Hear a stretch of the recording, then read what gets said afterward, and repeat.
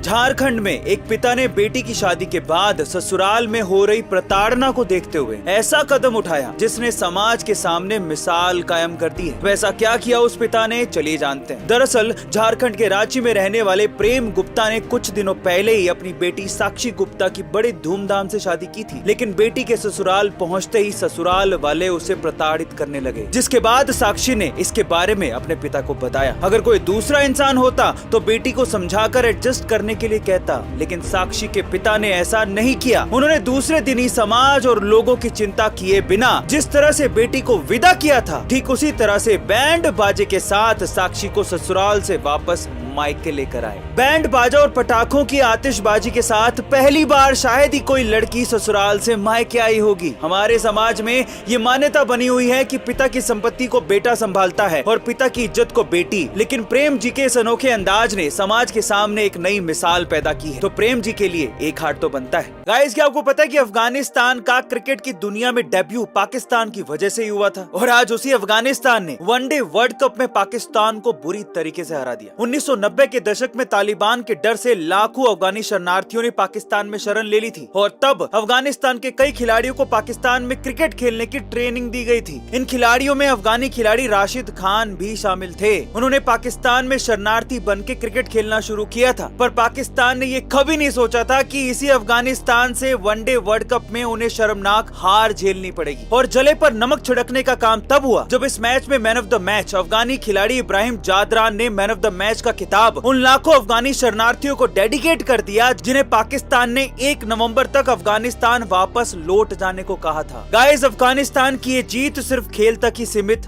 नहीं है, बल्कि ये जीत गरीबी, सुविधाओं का अभाव और सालों से हो रही नाइंसाफी के खिलाफ जीत है। वैसे गाइस, क्या आपको भी ये लगता है कि अफगानिस्तान ने वर्ल्ड कप में अपने ऊपर पाकिस्तान द्वारा किए गए अत्याचार का बदला लिया है? कमेंट सेक्शन में जरूर लिखिएगा। जिसके पास खोने के लिए कुछ नहीं होता ना, अक्सर बड़े शेर का शिकार वही करता है। और इस वर्ल्ड कप में अफगानिस्तान, जिसके पास खोने के लिए कुछ नहीं है, जिसके क्रिकेट बोर्ड की कुल नेटवर्थ ही सिर्फ 58 करोड़ रुपए है, जिसके हर एक खिलाड़ी को एक महीने में 30 से 50 हजार रुपए ही मिलते हैं, जिसे इस वर्ल्ड कप में सबसे निचले स्तर की टीमों में आंका जा रहा था, उसी टीम ने क्रिकेट के जन्मदाता और दुनिया के तीसरे सबसे अमीर बोर्ड, जिसकी कुल नेटवर्थ अफगानिस्तान क्रिकेट बोर्ड से 10 गुना है, जिसके हर एक खिलाड़ी को अफगानिस्तान के खिलाड़ी से लगभग 100 गुना ज्यादा यानी कि 30 लाख रुपए महीने मिलते हैं, उस इंग्लैंड का शिकार करके क्रिकेट इतिहास का एक और बड़ा उलटफेर कर दिया है। बॉलीवुड में एक नई नेक्स्ट जनरेशन सुपरस्टार हीरोइन की एंट्री होने वाली है। कौन है ये खूबसूरत लड़की जो सुपरस्टार बनने की हैसियत रखती है? चलिए जानते हैं। दरअसल 90s के दशक में बॉलीवुड फिल्मों में तहलका मचाने वाली रवीना टंडन की बेटी राशा ठडानी जल्द ही सुपरस्टार